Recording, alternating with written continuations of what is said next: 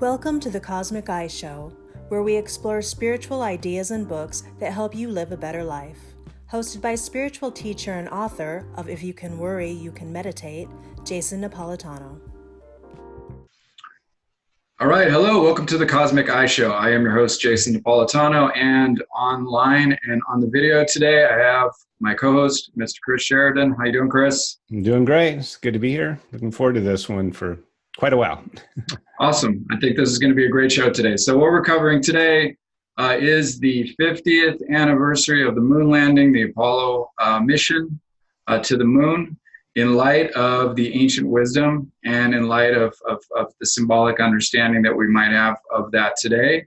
We're going to look at some different symbolism and Greek mythology that's associated with that.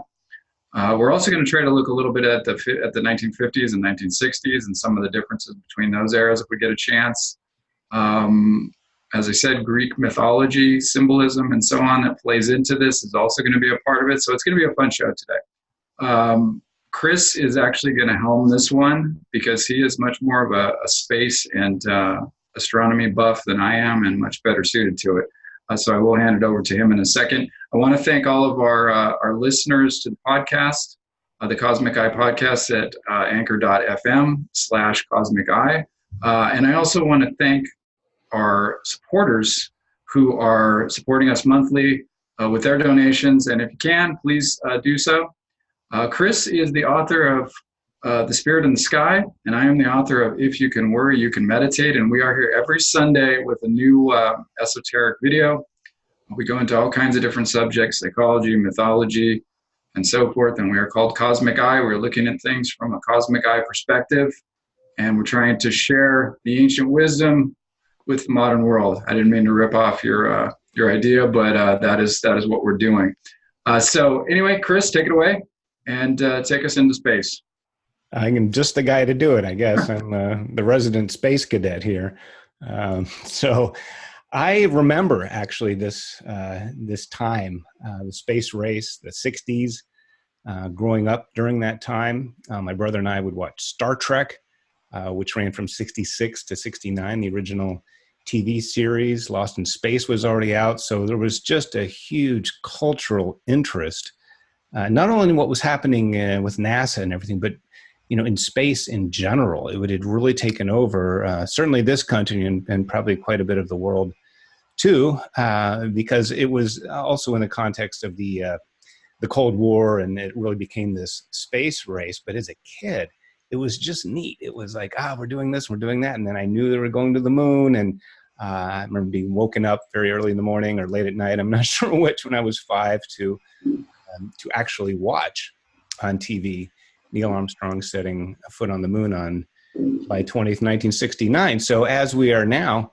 in the 50th anniversary sequence, again, there's a lot of interest. We have the SpaceX sending rockets up. There's interest in Mars now, exploration, a whole new generation of people learning about the Apollo mission and what was involved. So this is a really good time to talk about this again. And as you said, definitely shine the light of ancient wisdom, because and we'll start to get into this about NASA. They use symbolism quite heavily in the mission patches and insignia. And of course, the moon itself is just such a loaded topic. It's been with us as long as recorded history has been around, and there have been very interesting and very deep connections to the human experience with the moon as a celestial object. So before we get into a little more about the actual mission itself, let me just talk about the moon and how it has affected us culturally for thousands and thousands of years. You want to jump in with that? Sure. I mean, I think in terms of the moon's symbolism, I mean, one of the things that we recognize in the moon is that it's, first of all, a receptive sort of a symbol, in that it's reflective of the sun. And I think that's one of the kind of major symbolisms of it. And that's probably why it was associated with a more feminine aspect, or the idea of water being a reflective surface like the moon.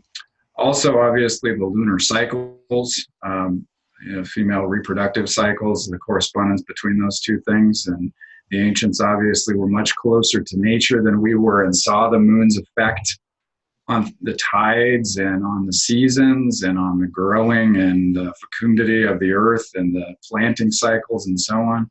And well tied to the sun as well, the moon was a sort of more, I want to say, a more definitive sort of predictor of what was happening. In other words, if the moon's changing face, its surface is a sort of a measurement of time that you can see, whereas the sun itself goes up and down, but it doesn't change.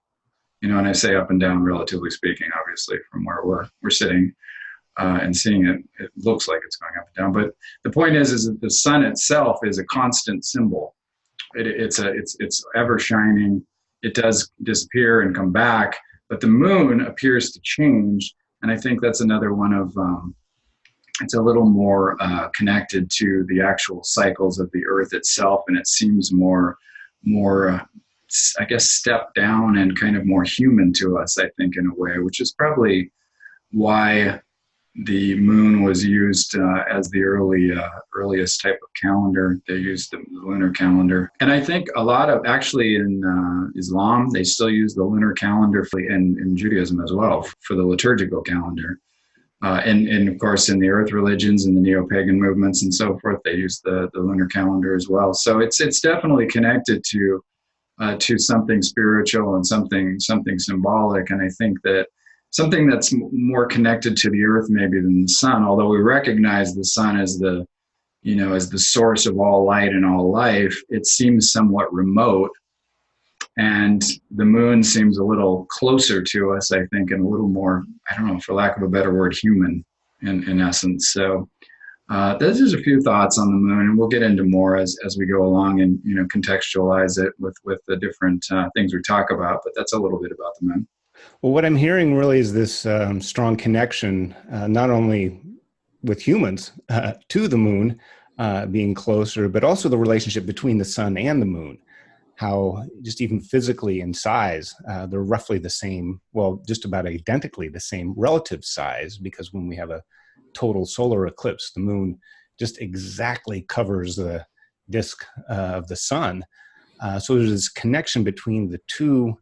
And I think mainly Halt stated something very similar, that the ancients understood that the sun was stronger in so many ways, more heat, more light than the moon, but also that the moon was somehow nearer to us. And of course, astronomically, we know that it's physically actually closer to us, but also near to us in the sense that, yes, it's not this, removed, almost like the God aspect. Mm-hmm. The Father God, the sky God, he's out there somewhere. He's really strong and really powerful, but he's out there. And then having the goddess, relating to the earth, being much closer in proximity and effect, as well as just more part of our daily and I guess monthly. If we want to look at the moon, sure. It was many moons ago. You're talking about the calendar time. So, but this relationship between the sun and the moon really shows up in a lot of alchemical traditions. It's hermetic, being the union of the sun and the moon. It's also seen as the opposites, maybe like in the East, yin and yang are considered these, a light and dark opposites that are very deeply connected. And it's this, the gold of the sun and the silver of the moon. Yeah, exactly. That's the alchemical. Well, and that's actually an interesting point you bring up there, because speaking of the sort of twin aspects of it and tying into Apollo is a type of a sun god. He was associated with the sun as time went on. And, which is a good point, because I've always, once I started to understand mythology, it's like, well, why pick a sun god to go visit the moon? So, well, it's interesting because his twin sister is Artemis, or otherwise known as Diana in the Roman mythology, and she's actually associated with the moon, and they're twins. Their father was Zeus and their mother was Leto, who was a Titan.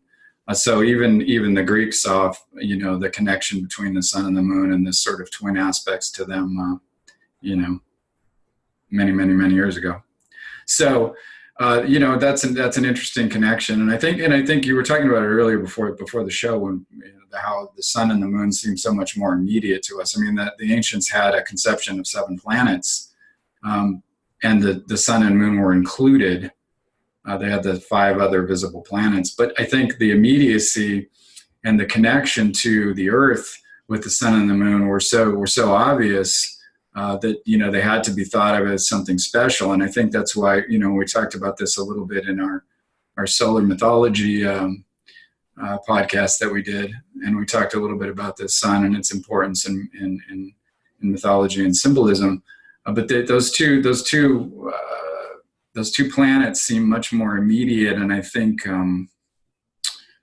sort of relevant to life on Earth, and it was very apparent, and it's apparent today. I mean, you walk outside and the sun gives you light and the moon gives you light by night, and you can see the connection to the seasons, and you can see how the sun is the father of life in terms of plant life, and we need that, and the moon itself seems associated with blood and motion and movement and water and everything that everything else that's needed, and those two things are equal in value and work together for life on the planet. And I think that was not lost on the ancients, obviously. So, and in some ways maybe not lost on the name, the people who are naming this mission Apollo. It does seem kind of odd, but then you start thinking about some of the connections, and perhaps it was a perfect name. Symbolically. We talked about the relationship between Apollo and Artemis, his twin sister, in the, and I can put up an image in the video, the, mission patch for the entire Apollo program shows, there's a sun, there's the moon and the Earth, and this kind of swishing rocket, connecting, leaving the Earth and going to the moon. But on the moon face, you can actually see, like you would on the head of a coin, an outline of, I would assume, Apollo in there. So having the Apollo face on the moon, so you're actually really putting the sun on the moon with this symbolism, but then being the twin sister, or the moon, Artemis being the twin sister to Apollo, just brings, they had to have known something. And one thing to keep in mind when it comes to symbolism used for corporate logos or movie posters or space mission patches or agencies or things like that, yes, there's probably a lot to it. A lot of these people do understand symbolism. If nothing else, maybe the graphic design department knows a little something, or just thinks they look cool, like a rock band logo. But they're also archetypal images. So even if you don't deliberately contrive something, if you're just, they might just pop out for you. And they speak to us on a level that, is unconscious. It's below the level of our normal consciousness. So why we choose what we choose and how it's related to the meaning of those symbols that goes beyond like what our conscious knowledge is of them is definitely powerful. And that's the kind of thing, like when they talk about subliminal advertising, or they talk, they use symbolism and archetypal messages in advertising and propaganda. Can be used for good or evil. Obviously, it's used in in religion and mythology, and it's today probably used more in the corporate world to sell you things than you really realize.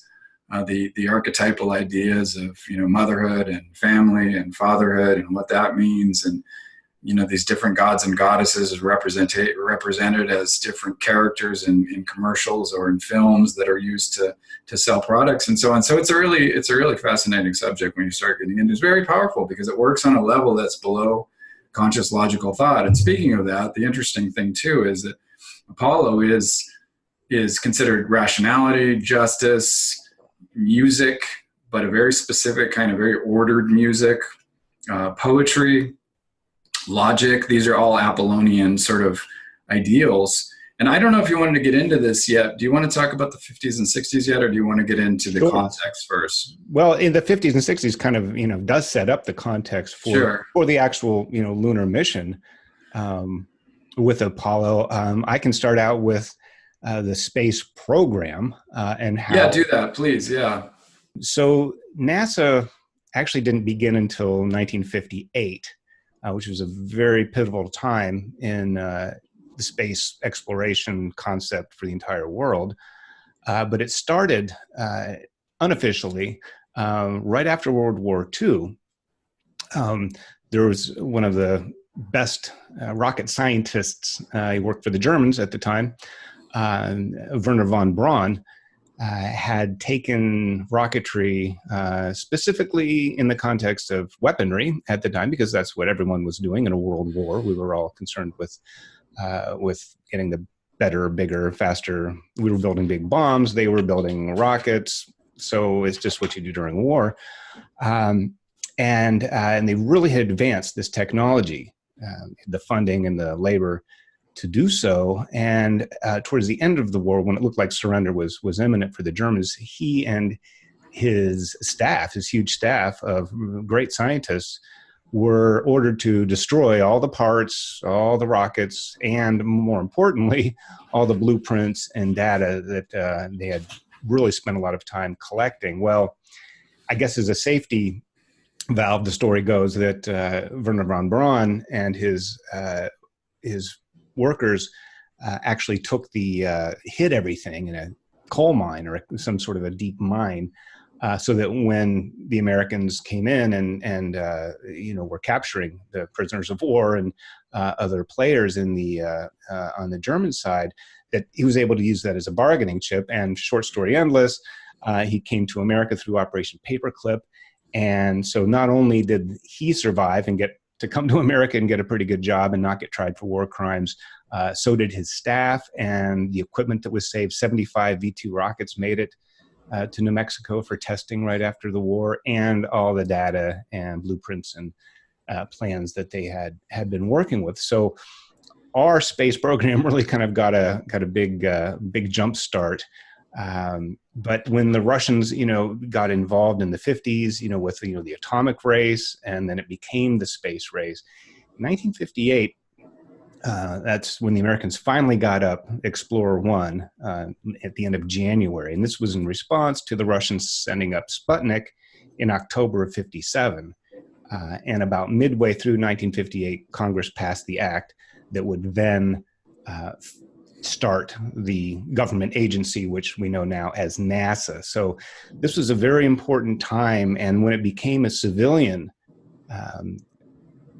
branch of government and not part of the military, it's where some of the ideals we separated out from ballistic rockets and missiles being connected with space exploration, and really made it more of a civilian, more of a humanitarian perhaps cause, or at least removed as much as we could the military concept stigma, because that's just more enticing or inciting, I guess, for for conflict or division or things like that we had a peaceful cause behind our mission. But very early on, what became the NASA moon landing in '69 really started in 1958, maybe even in 1957.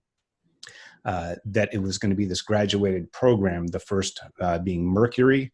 They were single occupants in the capsule. Mm-hmm. Then Gemini, as they like to make sure it's pronounced, had 2 pilots, astronaut occupants.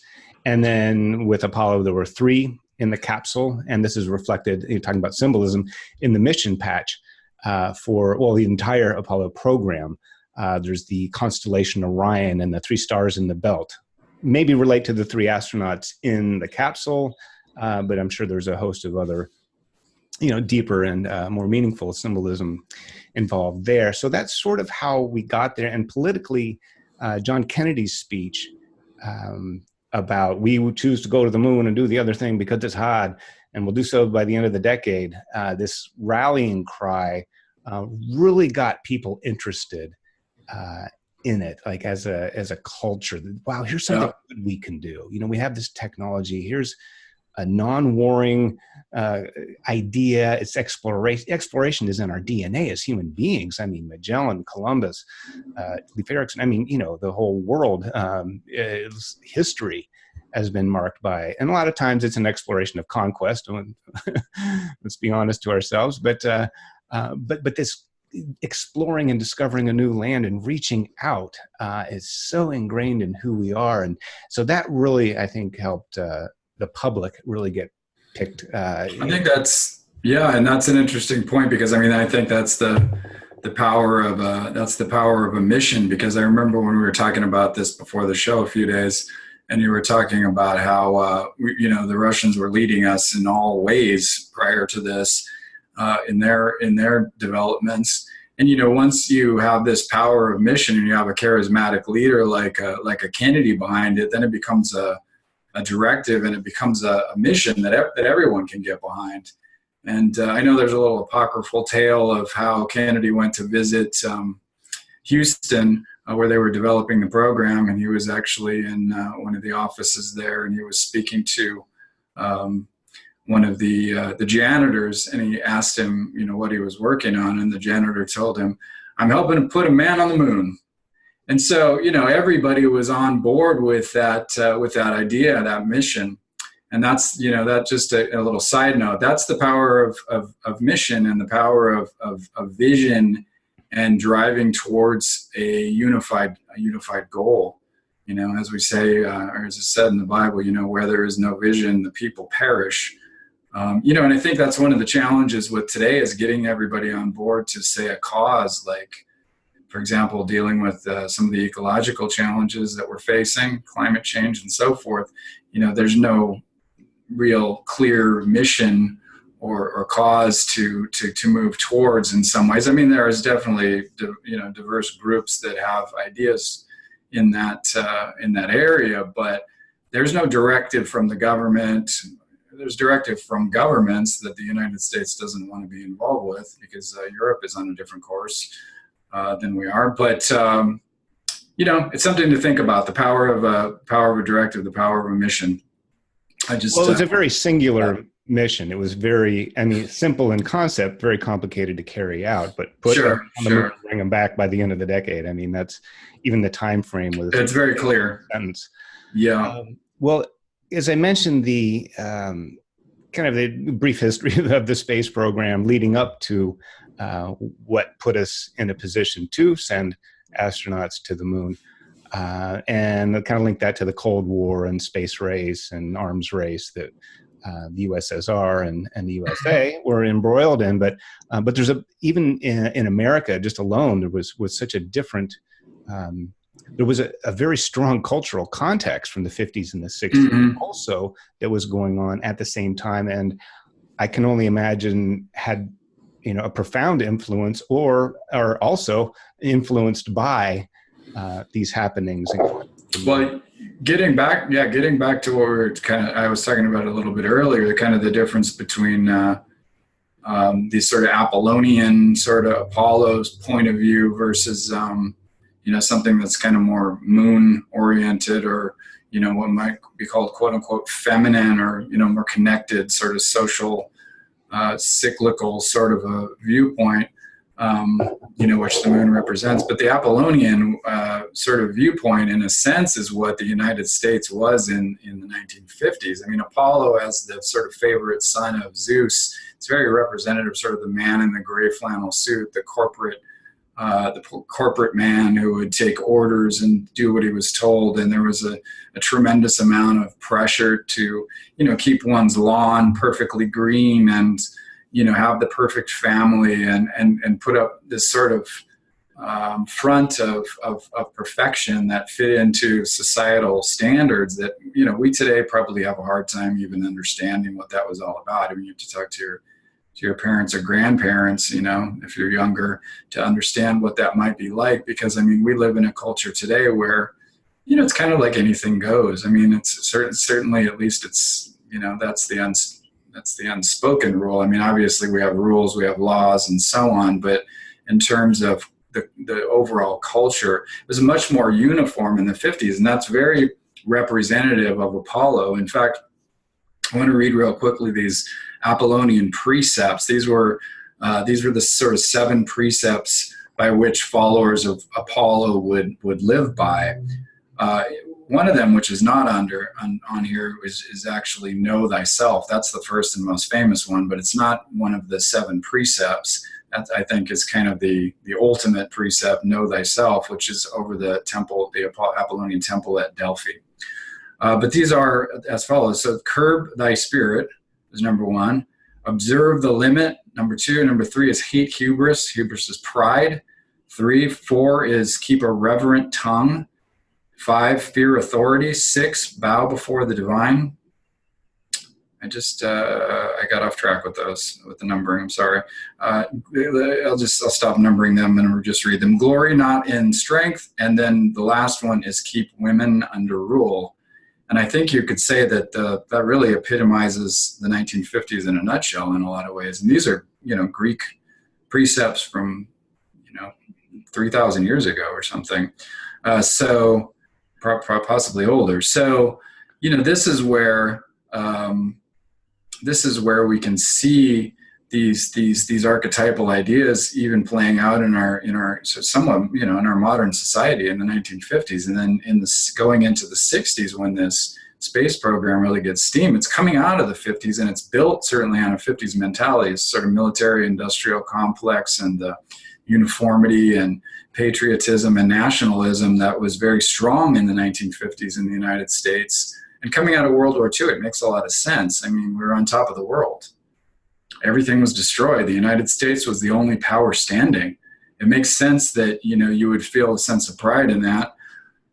In a way, I mean, on the other hand, I mean, we were lucky not to be damaged because no one attacked us and we weren't in the field of conflict. So at any rate, that I think epitomizes the 1950s in a lot of ways.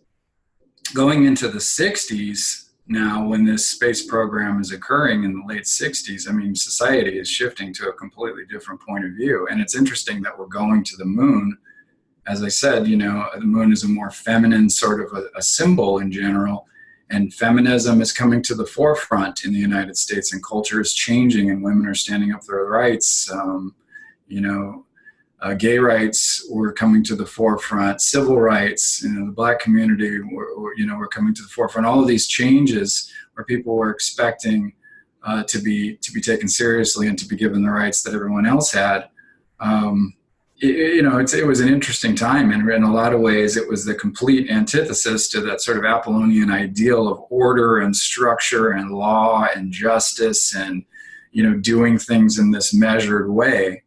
And you would say, it has a lot of more qualities of Dionysus to it in the 60s, which is very interesting. It's also, connected to more feminine and feminine roots, definitely. So anyway, that's a kind of a contextualization of the 50s and 60s. And, the space program obviously grew out of the 50s, and then it reaches its apotheosis and puts us on the moon in the 60s, which could be characterized as a more chaotic time in a way. So it's interesting to see those two things come together. In fact, the Apollo is landing on the moon, and in a sense, you have a synthesis of masculine and feminine energy symbolized there.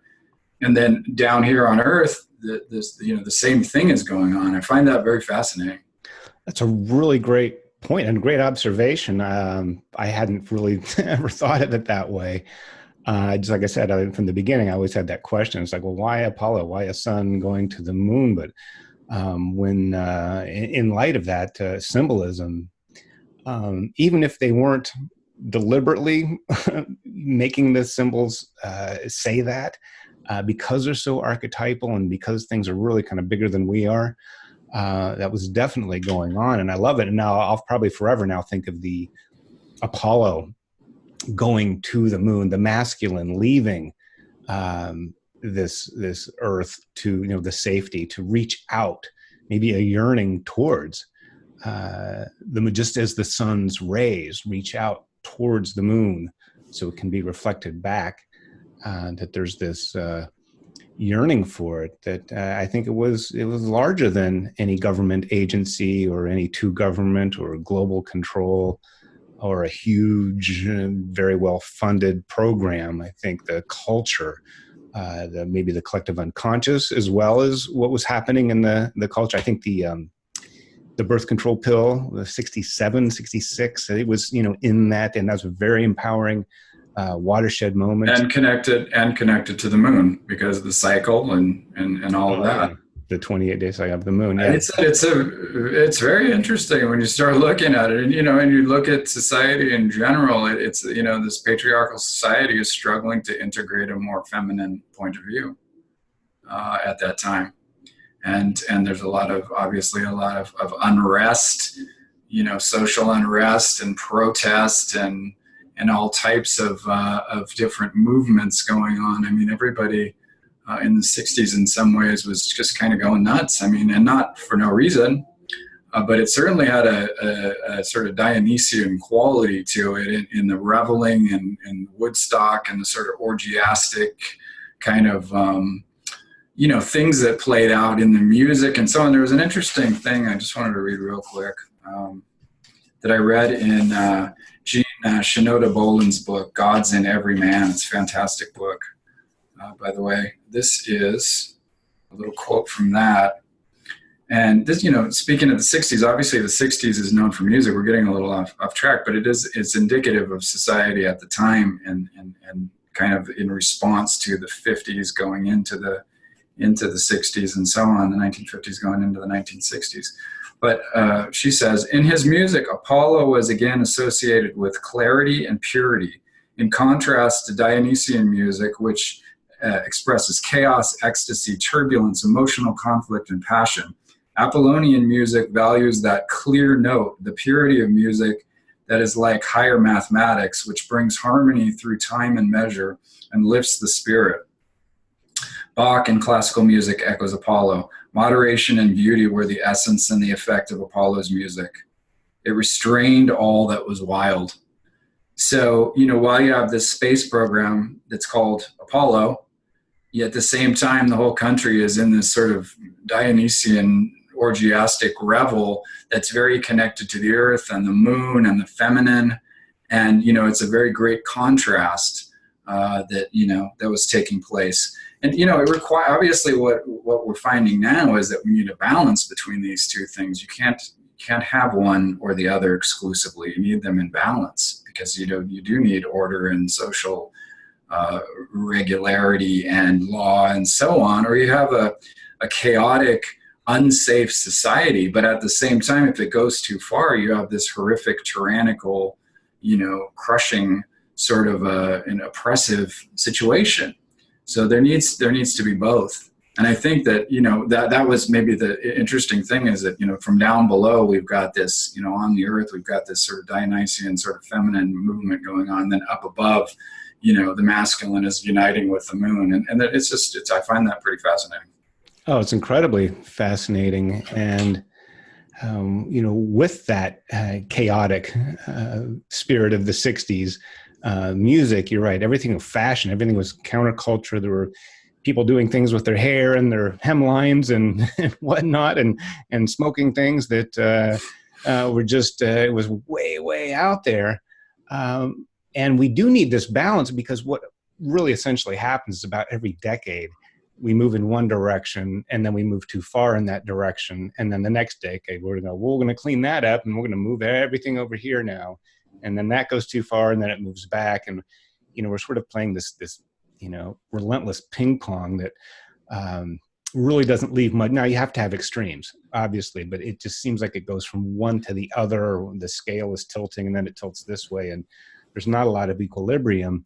But in that the in the 60s, with all this going on, the Vietnam War protests, campuses were hotbeds of activity and activism and love-ins and, the music stuff, the communes, this kind of communal living, but everyone doing their own thing and wanting to express themselves that way. And it really kind of being okay, at least the counterculture, which was really more powerful than the dominant culture took over, said, yeah, it's okay, do this. But the one thing that did unite us all together, even President Nixon, spoke with the astronauts when they landed on the moon. And we were all kind of okay with that because we could, like the Olympics that happened every 4 years, we could kind of put some of those other things aside and we were all interested to some degree into what was happening. Well, it becomes a unifying element. It becomes a mission that everybody can get on board with, right? And I think, just to kind of move forward a little more quickly because we are getting towards the end of the show. Let's talk a little bit about the Earthrise photo and how that became kind of a unifying symbol. Oh, it's exactly where I was going with this. About 7 months before the Apollo landing, it was over Christmas of '68, where the Apollo, I believe it was Apollo 8. I'll check myself on that with Jim Lovell. The commander went. It was a test mission. They weren't at all going to land on the moon, but they were going to go around the moon in their ship. And as they did, and they came around the other side, they could see the Earth rising up from this. Even though they were above the moon, they were in orbit. It was still in the foreground, dominant in the foreground, and then the Earth, much, much smaller, the blue marble, rising up. And I think they quoted on live TV, they read from Genesis, the light and the dark were parted, the water and the sea were parted, and it was good. And that whole, really the dominant Western creation myth for a lot of religions in Genesis, that at least, a lot of people are familiar with, was spoken. But here is this new aurora, this new dawn and this image was so powerful that even the conspiracy theorists who think, well, maybe we didn't go to the moon, maybe it was aliens or something. At some point, even that doesn't matter as much, because although we had projected out and in paintings and in mythology for, since the dawn of time about what it might be like to travel to the moon or a place beyond the stars, or at least outside of this Earth home in which we inhabit, this photograph, really showed us that, yes, here's like kind of hard evidence that we are one people. We do live on this blue marble out really kind of in the middle of outer space, and to see it from the perspective of another world, really, I think the consciousness of the culture, the world culture, historically, it was as big as the Copernican revolution, where we went from being a geocentric to a heliocentric or a sun-centered solar system, and what that meant ethically, and the religious, response to that, and resistance to the new idea. But it was also the dawn of, the scientific age that was centered around that Copernican thing. So, well, in some ways, that kind of distanced us, I would argue, from our connection to the Earth. Would you agree with that? Well, it made Earth less significant. If we're at the center of the universe, well, then, we're, God's eyes are upon us. But if we're just one little ball going around this big sun, and this is, there's sun worship goes back. It's probably one of the oldest form of veneration. So it's as old as, and so I don't know if it's the sun worshipers versus the moon worshipers, at this point we have going on. But so here it is, this amazing and expensive and dangerous technological achievement that was not at all environmentally friendly, I'm sure, to get this pictured and to see, the Earth from the moon is really a symbol of technology and everything that's good about it. Mm-hmm. And at the same time, that image was used by environmentalists and hippies, and going on through the 70s, it was even the cover of the Whole Earth catalog, that, here, we have such a precious planet.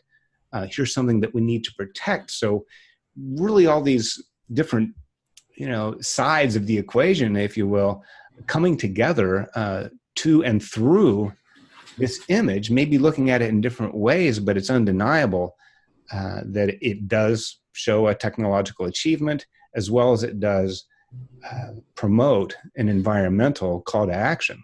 Definitely. And I think that's one of the interesting things that came out of seeing that view, is I think people began to be able to conceptualize that the planet that we live on, and it's hard to see it because it seems so vast to us. We look up into the sky and it seems to be, endless. We can see out into space, we can see the stars, but to get the view from outside looking down upon the planet, you can see then, becomes very clear, very apparent, that what we basically live on is a big giant snow globe. It's a closed system. It's a big round ball, and anything we do on this planet stays within the atmosphere. So it's a closed system for the most part. Obviously, we can go out of it and we can come back into it, and it's a porous sort of a closed system. But in essence, though, it's a little round ball, like a little ecosphere, for lack of a better word, because that's really what it is. That is very fragile. And, I think it became very apparent to people when they saw that image. It's like, wait a minute, the pollution that we're pumping into the air, all the stuff we're dumping into the rivers and the oceans, all of the garbage that we're creating, it goes somewhere. It doesn't just, go off into the ether. It goes somewhere on this little round planet, and everything is connected and everything circulates around. And I think sometimes today we still forget that because it seems so large. We'll just send it off to a landfill, or we'll just send it off to China for processing, or we'll send it to India for them to recycle it, or whatever. It seems like it's somewhere else, but there is nowhere else. It's a closed system, and that's the thing we have to remember. And that message, I think, really came forward in the ecological movements of the 60s and 70s, and the Back to the Earth movements and so on. And like you said, Mother Earth News came out, and the whole Earth catalog, and there was a whole movement to go back to nature in a lot of ways and live in more balance with nature. And I think that's still a relevant ideal. Obviously, technology is important. Obviously, we live in an advanced world, and most of us live in cities. But there are things we can do to live in connection with Mother Earth in a much more balanced way. And that image, I think, helps us to remember that. So a couple of the takeaways, I think, from today's show. I'm just going to wrap it up because we're getting towards the end of it. I'll let you kind of wrap it when I'm done. But think about mission, the value of mission, the value of balance between masculine and feminine energy. Apollo, Dionysus, Apollo, and Artemis, sun and the moon, and some of these different things. We have actually a podcast that we did on the reconciliation of the opposites. That's a nice introduction to that as well. So check that out if you get a chance. And then just seeing things in a more mythological context, looking at the Earth as a closed system, and remembering that where when we throw something away, or when we flush something down the toilet, or when we try to get rid of anything of any sorts, it goes somewhere else. We are on a closed planet, and we all have to remember that and try to do our best in terms of living in balance with the delicate system that we live with. And looking at pictures like that of the Earth, Earthrise, and I know Chris is going to put up a great photo in the video, is a good way to remember that. Meditating on that idea, the one planet. And that's the other thing, the one planet. We're all nations on this one planet, so we've got to figure out ways to get along, right? So there you go. So Chris, go ahead and any closing thoughts you have, share those, and then we'll wrap it up. Well, sure. I'll just piggyback on what you just said, and I think that really is the important thing. And I hope that becomes part of the consciousness here at this 50th anniversary. I'm really aware, and through our discussion, become really just knowledgeable at how significant it is to see the Earth. We kind of take it for granted now. We have globes and pictures of space. It's like, so what? But if we can maybe return to that, because unfortunately what I'm hearing in some of the space circles are that, we got to get to Mars. Because Mars, we're going to run out of our resources here, and we got to get to Mars, so that'll be our place to live. When we destroy the Earth, it's like, we'll probably just destroy Mars too. Don't take that attitude. Let's hold on before we go to Mars. Let's take things here and maybe bring that attitude. Yeah, what Jesus said, get the speck out of your own eye before you try to get the mote out of the other guy's eye, I think is how it was, or whatever. And we need to put our own house in order before we go trying to abandon this place that we know that we can live on to go crop some other place up. That's just common sense. All right. Well, that's I'm sure we could talk for. Especially on our human foibles. We could speak for hours to that subject. And there's also the inner aspect too. The sun and the moon, that we have those qualities in ourselves. Mm-hmm. So if we can look at our own lives as being the earth, that let's take care of our own environment, our own, and I guess it's a term you coined, this envirosphere. I really like it. I did not say that, but thank you for crediting me with the. I just said ecosphere, but I love. Okay, well, but I love it. I think envirosphere is even better. I think we invented a new corporation, Envirosphere Incorporated. So LLC, we got LLC. And we'll make it one of these social benefit companies. All right. Anyway, so that is our show for today. Thank you very much, Chris. You did a beautiful job of hosting that and enlightening us about the landing. So the landing actually was July 20th, 1969, right? July 20th? Yeah, correct. Okay, so happy 50th anniversary of moon landing. And let's take our hats off to the men and women that were involved with that program and put us on the moon. It's an impressive feat, and there's also some great symbolic meaning to it as well. So thank you for joining us today on the Cosmic Eye Show. We hope you have a great week. We are here every Sunday. And like we said, please support us if you can. We're at anchor.fm/Cosmic Eye. Support Chris's book and my book as well if you can. So Chris's book is The Spirit in the Sky, and mine is If You Can Worry, You Can Meditate. Thanks again for showing up and supporting us. Goodbye and God bless. See you next week.